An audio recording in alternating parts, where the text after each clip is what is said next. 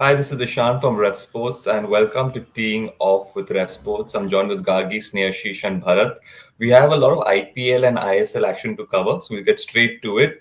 Gagi, somehow when you go for these matches, you always witness, the final ball or the last over thriller matches. So again, you were part of this game yesterday. You went to the stadium. How was the atmosphere? What a amazing game of cricket once again.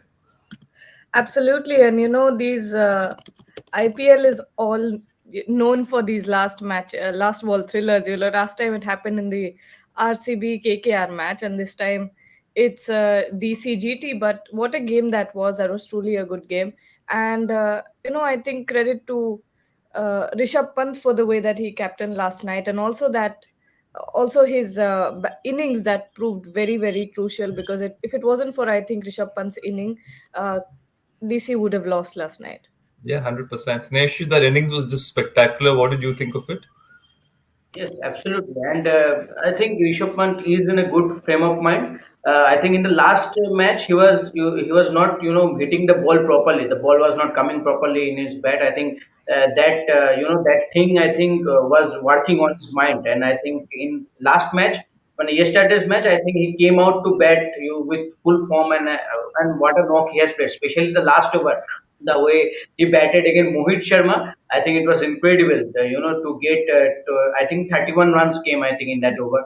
So I think that over eventually be the the differentiate. Maybe there are many factors that differentiate between two sides in yesterday's game. I think that was one of the games. So good.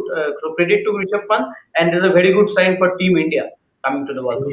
Truly, truly. Bharat, I think with that performance last evening, the World Cup worries must have really settled in now because there was a lot of debate on who that wicketkeeper should be, but this should almost get him through, right? Yeah, he should get him through, but yeah, he played his cards well. Mohit Sharma is really, I think, struggling after a couple of decent performances in this IPL. Is really struggling. If you look at the slower ones, his bowling, it's nicely sitting up for the batter to hit. I think hit some 52 runs or something like that of Mohit Sharma of 12 balls. Rest of 20, 36 of 31 came after the rest of the ballers. That tells something about his experience. So I yeah, definitely should get into that World Cup squad. Though I've already said there is one word of caution that his T20 record is not great in 66 games. He averages something like 22 and averages 25 and has a strike rate of some 125 or something like that. So that's the one word of caution. But he's definitely in good form, and I think he'll get into that World Cup squad. Yeah, definitely, definitely so. Gagi, Akshar Patel also played a handy role alongside Rishabh Pant. So, tell us the importance of supporting a partner and building a partnership again. Because if Akshar Patel had gotten out earlier, maybe there'd been a lot more pressure on Pant, and that Capital's batting lineup could have failed. Absolutely. An innings is built from both ends because even when it's batting, you can't just depend on one batter to do all the hitting. You need someone to take charge from the other end as well and make sure that wickets are not falling from the other end. And Akshar Patel and Rishabh Pant had a partnership of 103 runs yesterday off 68 balls. So that's a lot. And, Akshar Patel also was batting at a very decent strike rate. He had 62 for 36, which is not bad at all. And we have seen this from Akshar Patel before. We know that he is a very capable batter. And Yes. last night was one of the innings where he proved that he's a serious all-rounder, and he's someone who cannot be ignored and should not be ignored.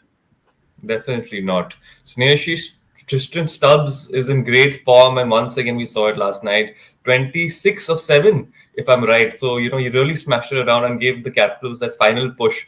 So again, the Capitals will be really happy with him coming back and really performing to his best. Yes, I think along with Rishabh Pant, I think Tristan Stubbs is the only batter that who have been, a good form with the bat since the start of this IPL. And one of the things that I have been impressed with him that his clear hitting ability. He is a very clear hitter, like Klassen and like Nicholas Puran. So, and his power hitting game has been very beneficial for DC this season. And I think I will again talk in the perspective of T20 World Cup. I think for South Africa also he is going to be a very vital player.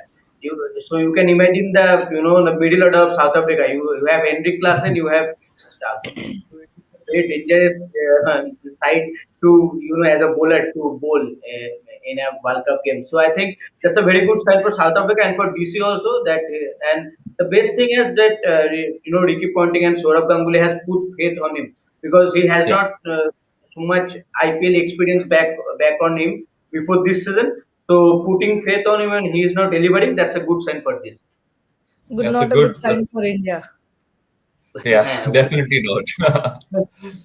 Bharat, Mohit Sharma started off the season really well. Everyone was speaking about, he's making a comeback. He's gotten some new variations, but unfortunately, he's sort of drifted away as the IPL has progressed. What has gone wrong with him, in your opinion? You're mute, Bharat. Just can you repeat the question? Just got cut. Yeah. Uh, So, when Mohit Sharma had, yes. started playing in the IPL this season, everyone spoke about his form. Everyone, mentioned that he started off with new variations. He's coming back, mojo. Unfortunately, with the IPL, he sort of drifted away with his form and the variations. What has gone wrong with him? Yeah, just now said a lot of his deliveries are coming very floaty. I think that's one of the reasons. He's just sitting up nicely for the batter to hammer it. I think last season, if you notice, when he was bowling all those slower back of lane deliveries, it was sitting higher up on the bat. It was not easy to hook or pull. Now it is just nicely sitting up nicely for a batter to land those cross-batted shots. I think that is one of the key reasons. I think Sandeep Sharma has done much better than say Mohit Sharma in terms of clarity of thought, in terms of how he has executed his plans. Sometimes he's gone wider off with his slower short ones. Sometimes he goes at the body.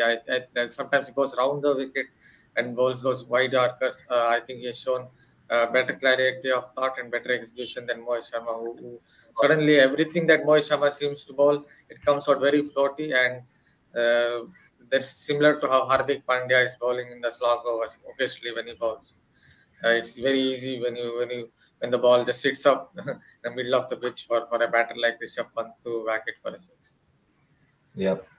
Gagi, Sai Sudarshan is doing really well for himself. He's an emerging youngster who's playing well. So, thoughts on him? Yeah, Sai Sudarshan, I think in the last IPL season as well had a decent run. Couldn't impress as much as the other youngsters did. Yashasvi Jaiswal, Jitesh Sharma, who's not a youngster, but he did impress quite a lot. Compared to them, somewhere Sai Sudarshan got overshadowed by these other names that cropped up.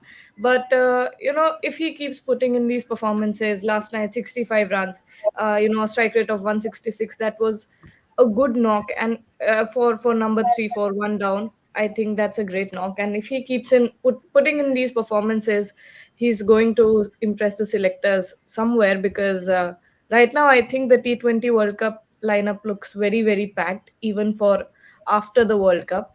And the Indian squad for the World Cup looks packed, and even after the World Cup, there are already a few people who are in line. But IPL is such a strong, what do you call it? A strong stage where you can perform. It gives you such a solid foundation that it cannot be ignored. We've seen it in the past that no matter how you've been performing for the whole year, as soon as you do well in the IPL, selectors immediately pick you up. So Yeah. it's a blessing and a curse, because one bad IPL you're out, one good IPL you're in.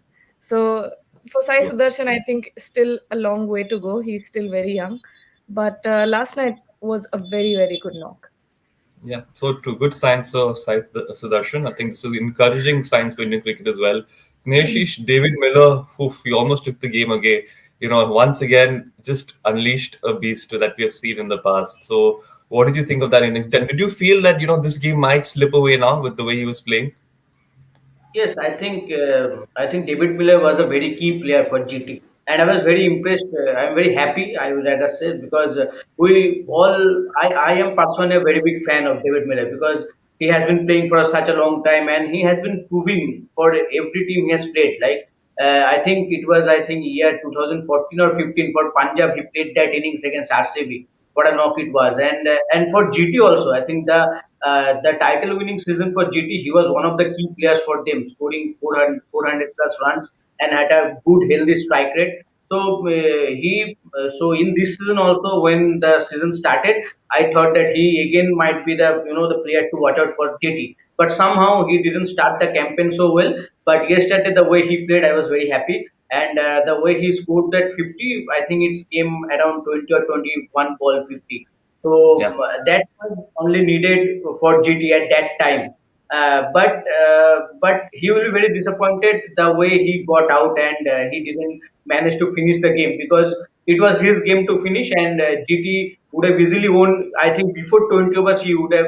I think if he would have been there at the crease. Yeah. Rashid Khan also entered the crease, Bharat, and we all thought again, this might happen where Rashid Khan might see them through. Did you have a feeling of the same, that he might just take his team through? Yeah, but I guess that game should have been finished by as it is just said, David Miller should have finished that game. So yeah, from there it was going to be difficult. I think David Miller got out at 181 for 7. Yeah, Rashid Khan has done it before, but perhaps it was a little too much. 5 of 1 ball, final ball. I guess it was too much. Yeah. Okay. Snehashi, moving on. Yeah.